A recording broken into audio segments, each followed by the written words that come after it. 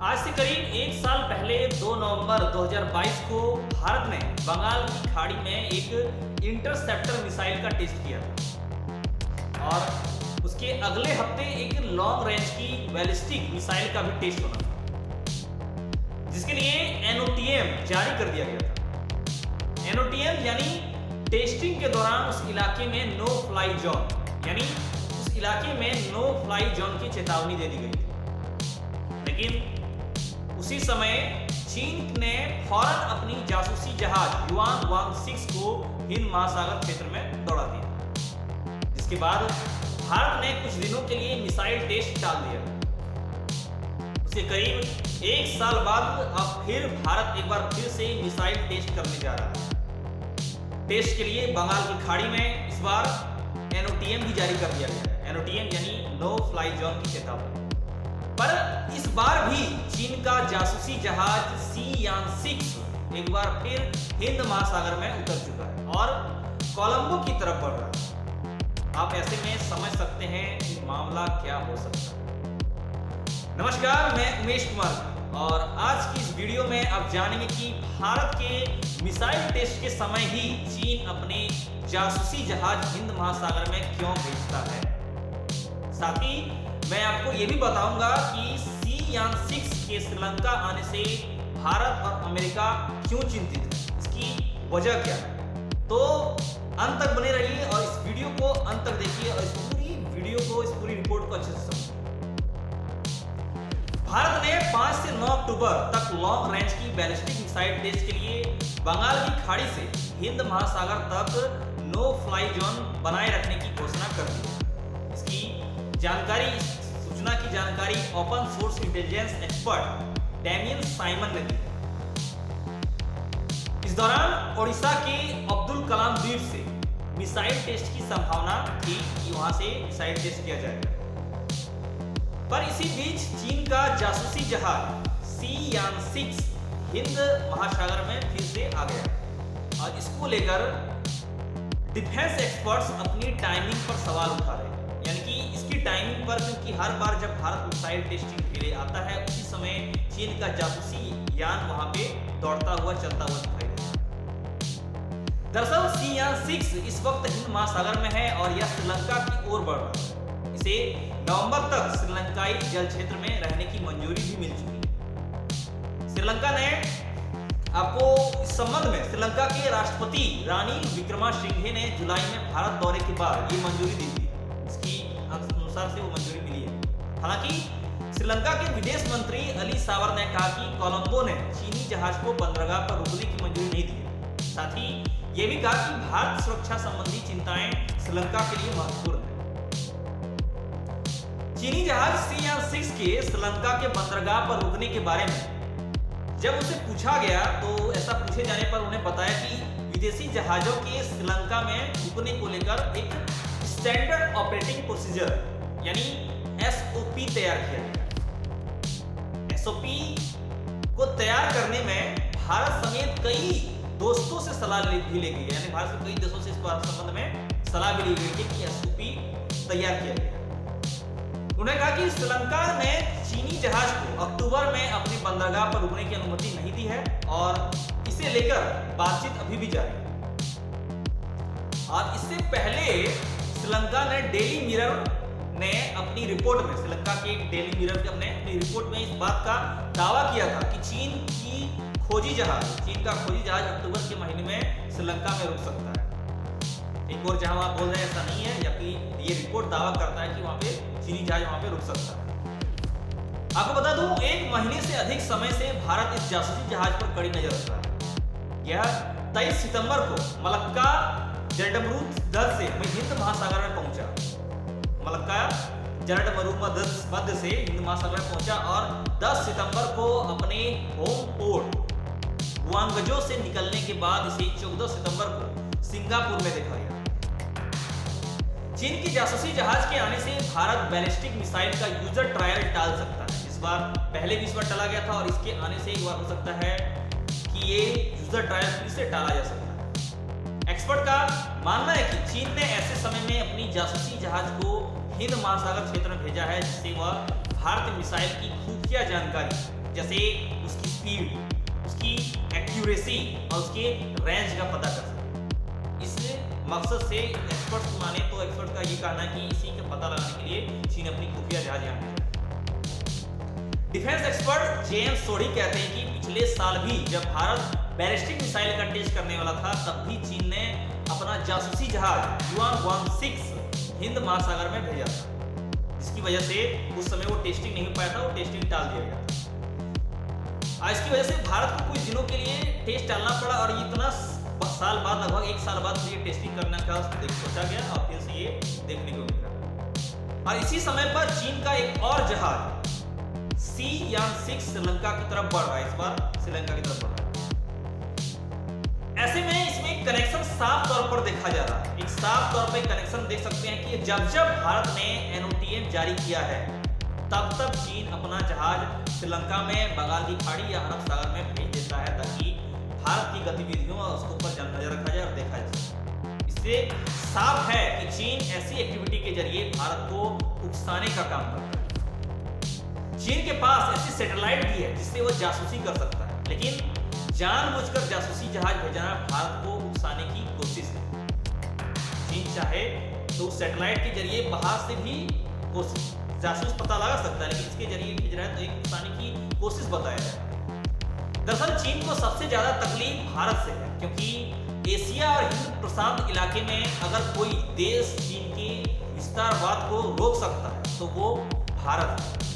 इसलिए चीन पिछले कुछ सालों से भारत में उखड़ा हुआ है, खासकर के तब से जब से भारत का झुकाव अमेरिका की तरफ हुआ है, यानी कि अमेरिका की तरफ ज्यादा मेल जोर हुआ है, तब से ये मामला ऐसा बढ़ा हुआ है।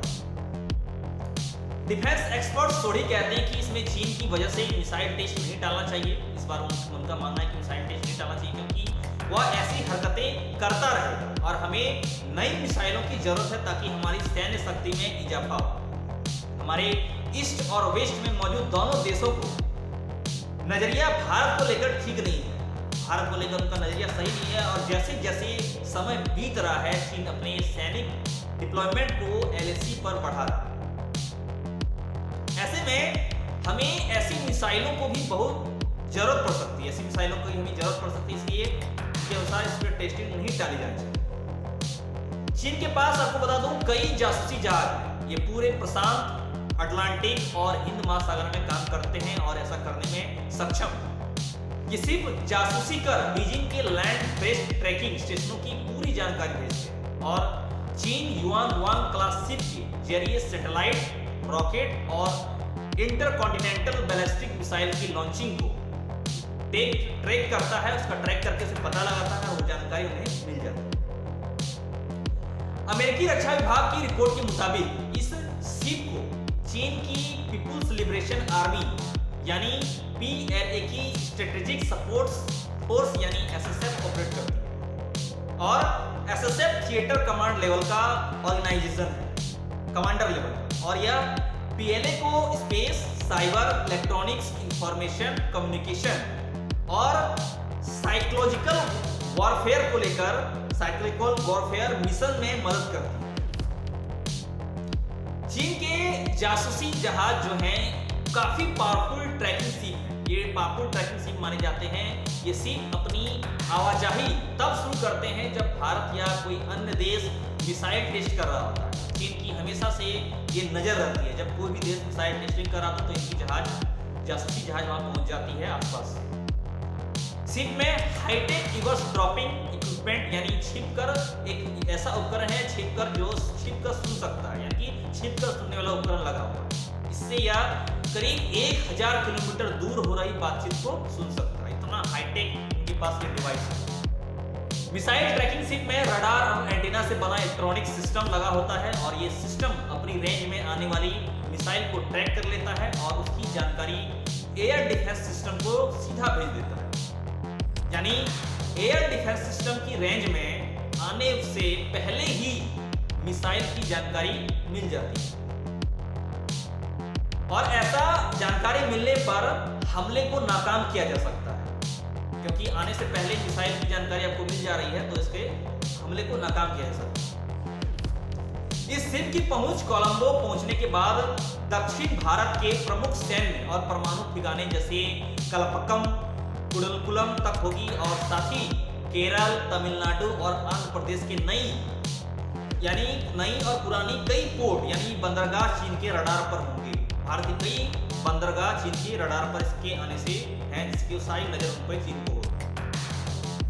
एक्सपर्ट का यह भी मानना है, उनका कहना है कि चीन भारत के प्रमुख नौसेना बेस और परमाणु संयंत्रों की जासूसी के लिए इस जहाज को श्रीलंका भेज रहा है।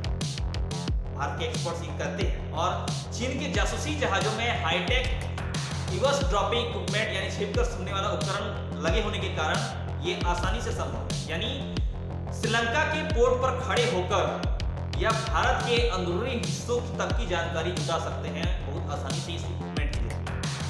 साथ ही पूर्वी तट पर स्थित भारतीय नौसैनिक अड्डे इस शिप की जासूसी के रेंज में होंगे। ऐसे में ये समस्या बनता है, एक सोचने वाला विचार बन गया।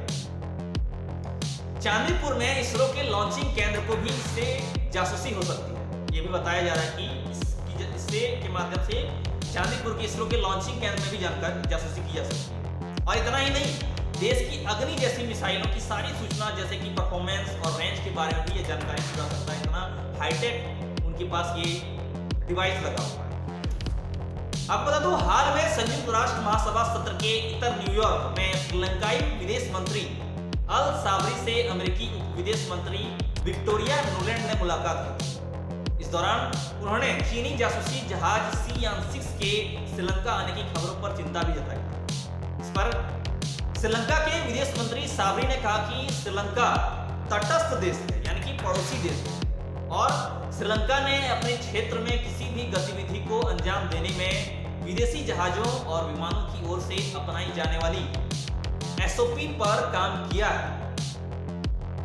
अब इसको लेके क्या है मामला, अब आने वाला समय ही पता चलेगा। आपको बता दूं, मिसाइल ट्रैकिंग से भारत समेत सिर्फ 5 देशों चीन, फ्रांस, रूस और अमेरिका के पास, भारत, चीन, फ्रांस, रूस और अमेरिका के पास है जो मिसाइल को ट्रैक कर सकता है।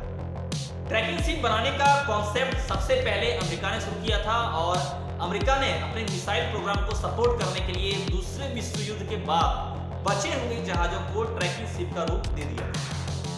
ट्रैकिंग शिप यानी कि ऐसा जहाज जो पता लगाता है, खुद क्या सारी जानकारी इकट्ठा करता है। अमेरिका ने उसके बाद से ही 25 से ज्यादा ट्रैकिंग शिप बनाई। और वहीं भारत की अगर बात करें तो भारत ने 10 सितंबर 2021 यानी कि आज से करीब 2 साल पहले अपना पहला मिसाइल ट्रैकिंग शिप ध्रुव लॉन्च किया। ध्रुव एक्टिव इलेक्ट्रॉनिक स्कैंडो अरे रडार्स यानी AESA से लैस है और AESA को रडार टेक्नोलॉजी की सबसे उन्नत तकनीक माना जाता है। आपको बता दूं, यह रडार अलग अलग ऑब्जेक्ट्स का पता लगाने के साथ ही दुश्मन की सैटेलाइट्स पर भी नजर रखता है, यानी किसी सैटेलाइट पर नजर रखता है कि वो कहां किस पोजीशन पर है। AESA तकनीक की मदद से किसी मिसाइल की क्षमता, उसकी फ्रीक्वेंसी, उसकी रेंज का भी पता आसानी से लगाया जा सकता है। इसके माध्यम से ये सारी जानकारी मिलती है। ध्रुव परमाणु मिसाइल को ट्रैक करने के साथ साथ बैलिस्टिक मिसाइल और लैंड बेस्ड सैटेलाइट्स को भी ट्रैक कर सकता है। ये समुद्र में 2000 किलोमीटर तक और 360 डिग्री नजर रख सकता है।